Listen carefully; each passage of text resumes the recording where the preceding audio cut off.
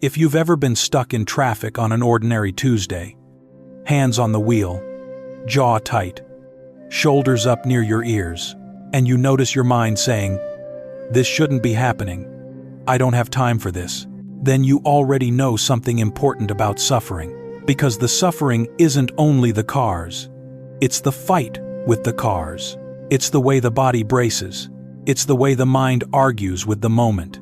And maybe you've felt it in other places too. Refreshing your email, waiting for news, staring at your phone, hoping for a text back, lying awake at 2 a.m, replaying a conversation you can't change, or holding your breath around a doctor's appointment, around money, around the future.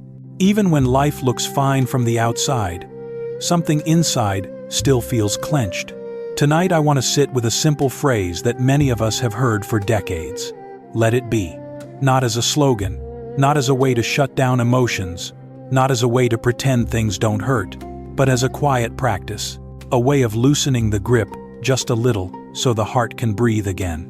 And if you're listening in a season of loss, or change, or uncertainty, I'm not here to promise a miracle. I'm not here to talk you out of your pain, just to offer a different way of seeing it, a Buddhist way of seeing it. Soft, human, practical. So take a slow breath in, and a longer breath out, and let's begin. When life won't hold still, there's a strange thing about being human. We know intellectually that everything changes. Jobs change, bodies change, relationships change, our moods change, our energy changes. Even the people we love, the people we think, will always be there. Change. And still, something in us keeps reaching for certainty. We want a guarantee. We want the promise that if we do everything right, life will reward us with stability. And maybe if you're in the second half of your life, you've already learned how unreliable that promise is. You can work hard for years and still face layoffs. You can do your best in a marriage and still feel distance. You can raise kids with love and still watch them walk away into their own lives. You can take care of your health and still get surprising news. And then, very quietly, a question rises. If everything can change, what can I hold on to? That question can make the chest tighten, because the mind wants something solid. And Buddhism doesn't shame that. It doesn't call you weak for wanting security. It simply says, that's the human heart. And then it asks something even more gentle. What happens when we try to hold what won't hold still? The first honest step, naming suffering. One of the most grounding things in Buddhism is how honest it is. It starts with a truth that isn't inspirational, but it's real. Life includes suffering, not because you failed, not because you didn't think positive enough, not because you didn't hustle hard enough, just because you're alive. You experience pain. You experience loss. You experience disappointment. You experience the ache of things not going the way you wanted. And for a lot of people, especially in modern American life, there's a second layer. We feel like we're not supposed to struggle, like we're supposed to be over it by now, supposed to be stable, supposed to have it together. So we carry our suffering privately. We smile at work. We keep the conversation light. We say, "I'm fine." And inside, we're tired. Buddhism doesn't ask you to pretend. It asks you to turn on the light. There's an old image. If you're standing in a dark room, you can punch the darkness all day long. Nothing changes. But if you turn on a light, you can finally see where you are.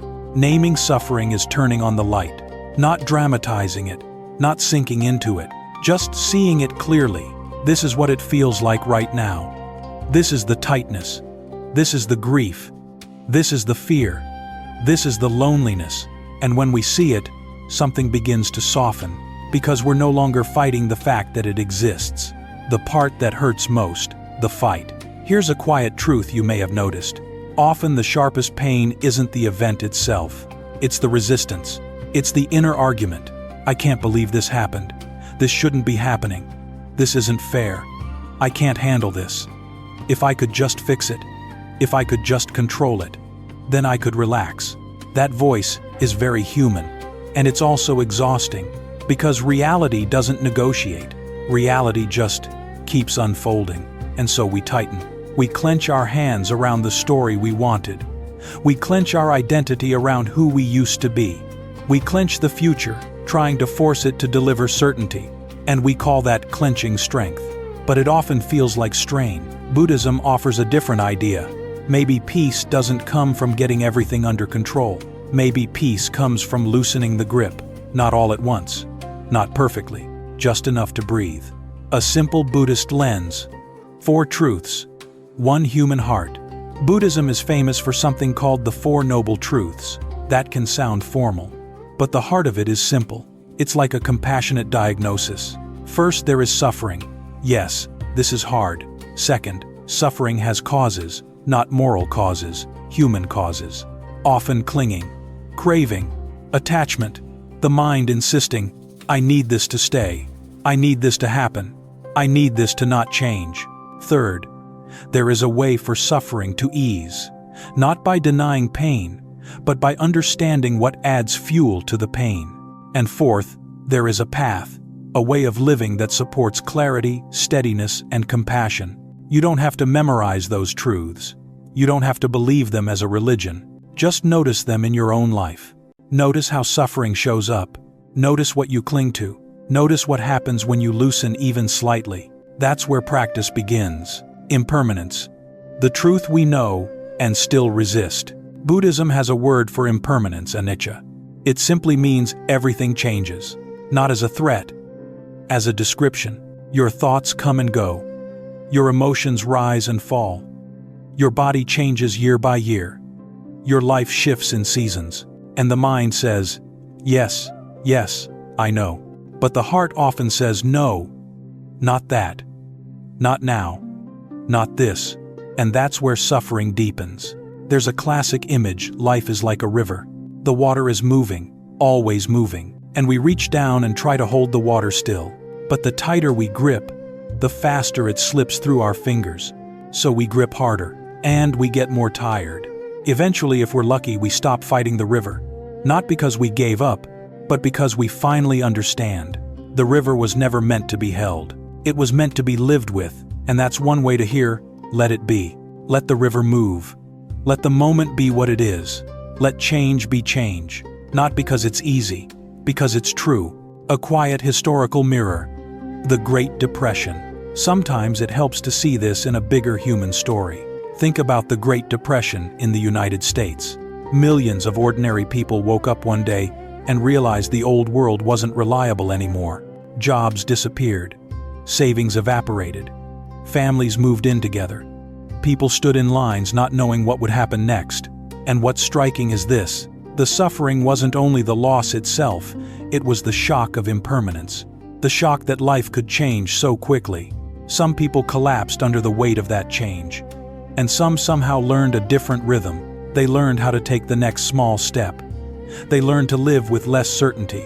They learned to share, to repair, to plant gardens, to stretch meals, to lean on community. Not because they were saints, because they had to. And when you read stories from that era, you can feel it.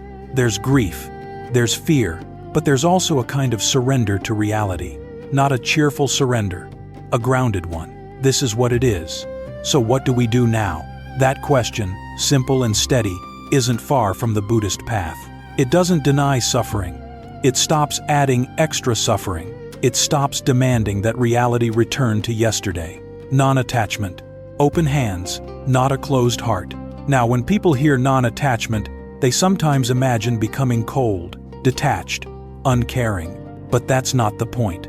Non-attachment is not a closed heart. It's open hands. It's the ability to love deeply, without trying to own, to care without gripping, to participate in life without being possessed by fear. Think of a small image. A bird lands on your hand. If you clamp down, it will struggle and it will fly away. If you keep your hand open, it may rest there for a while. That's love. That's life. We can't control how long the bird stays, but we can control whether we meet it with gentleness or with a fist. In relationships, attachment often disguises itself as love, but you can feel the difference. Attachment says, "Don't change. Stay the way I need you to be. Make me feel safe." Love says, "I'm here. I see you. I want your freedom too." There's a beautiful modern paraphrase often associated with Buddhist teachers. Love, in a way that the other person feels free, not because you're indifferent, because you trust.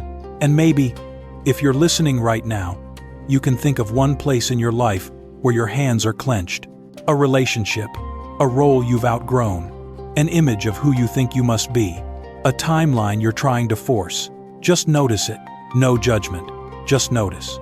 Letting go isn't giving up. This matters. Letting go does not mean doing nothing. It doesn't mean you stop caring. It doesn't mean you stop trying. It means you stop tightening your chest around the outcome. You can still work toward a goal, but without obsession. You can still love someone, but without possession. You can still grieve, but without drowning in the story that life shouldn't be this way. Letting go isn't passivity. It's the release of the extra fight, the fight that drains you, the fight that keeps you stuck. Sometimes the mind says, if I let go, something bad will happen. But often, what happens is simpler. If you let go, you can finally breathe. And in that breath, you can respond more wisely. Patience and acceptance. The moment you stop arguing. Patience is not popular in modern life. We're trained to expect quick results, fast answers, instant fixes. And when things take time, healing relationships, grief change, we feel frustrated. But look closely at frustration. Under it, there's often an expectation, a mental picture of how life should be, how fast it should happen, how people should behave, how quickly you should feel better. And when reality doesn't match that picture, we suffer. Acceptance is the moment you stop arguing, not because you approve of everything, not because you're happy about it, but because you see the cost of resistance. Think of a simple example: waiting in a long line. You can stand there with your mind raging, checking your phone every 10 seconds, rehearsing complaints. Or you can stand there and feel your feet. Notice your breathing. Let your shoulders lower. The line doesn't move faster either way, but your inner experience changes completely. That's the heart of Buddhist practice. We can't always change the external situation, but we can change the way we meet it, and that changes everything. Mindfulness, returning to what's real. Mindfulness is often misunderstood as emptying the mind. That's not what it is. Mindfulness is simply paying attention on purpose to what's happening right now, without needing to fix it immediately, without judging it as good or bad, without adding a story. And this matters because so much suffering lives in time travel. The mind replays the past. The mind rehearses the future. Regret, worry, what if only. Mindfulness is the return. The past is already written. The future isn't here yet. But this breath, this moment, is real. So let's do a tiny practice together. Just a few seconds. If it feels comfortable, soften your gaze. Feel the weight of your body where it's supported. Chair, bed, floor, whatever is holding you. Notice one inhale. Notice one exhale. And see if you can let the exhale be a little longer, as if you're letting the body know it's okay. For this moment, we can stop bracing. That's mindfulness, not a performance, a homecoming. 3. Small practices for letting go. Now let's make this practical. Not perfect practical. Here are 3 small practices you can try in everyday life. 1. The soft exhale. When you notice tension in traffic at the kitchen sink in a hard conversation, see if you can lengthen the exhale. Not dramatically, just a little. Shoulders drop 1 inch. Jaw unclenches 1 inch. Sometimes, that's enough to interrupt the spiral. 2. Name the grip. When you feel upset, ask gently, what am I gripping right now? An outcome. A timeline. A version of someone. A version of yourself. You don't have to solve it right away. Just naming the grip can loosen it. 3. The 1 inch release. You don't have to let go of everything. You don't have to suddenly become fearless. Just release 1 inch. If you're holding a plan too tightly, release 1 inch. If you're holding a conversation too tightly, release 1 inch. If you're holding your identity too tightly, I have to be the strong one, the capable one, the one who never needs help, release 1 inch. That 1 inch can feel like space. And space is where wisdom shows up, bringing it back to let it be. So what does it mean really to let it be? It doesn't mean, this doesn't matter. It means I won't destroy myself fighting what's already here. It doesn't mean I'm done trying. It means I'll try without tightening my whole life around the result. It doesn't mean no more feelings. It means I'll feel what's real without adding a second arrow. In Buddhist language, there's an idea that pain is one arrow, the natural pain of life, and our resistance is the second arrow, the extra suffering we add by fighting reality. Letting go is putting down the second arrow, not because you're weak, because you're finally wise enough to stop hurting yourself. A gentle closing. If you're listening right now and your life is heavy, I'm not going to tell you it will all be okay. I don't know that. But I will say this, even in hard times, there can be a small, quiet place inside you that knows how to soften, not forever, not perfectly, just for this moment. And sometimes that's how change begins, not with a grand breakthrough, but with one breath, 1 inch of release, 1 moment of not arguing. So tonight, maybe you can ask yourself, where am I gripping? And what would it feel like to loosen? Just a little. And if you want, you can carry this phrase with you, not as a command, but as a soft permission. Let it be. Let the river move. Let the moment be what it is. Let the heart open its hand. Thank you for spending this time with me. If this reflection met you where you are, you're welcome to subscribe for more quiet conversations about mindfulness, suffering, healing, and the life of the Buddha as a human story we can still learn from. And if you feel like sharing, what is one thing you're practicing letting go of, just 1 inch this week? Until next time, take care of yourself and keep breathing.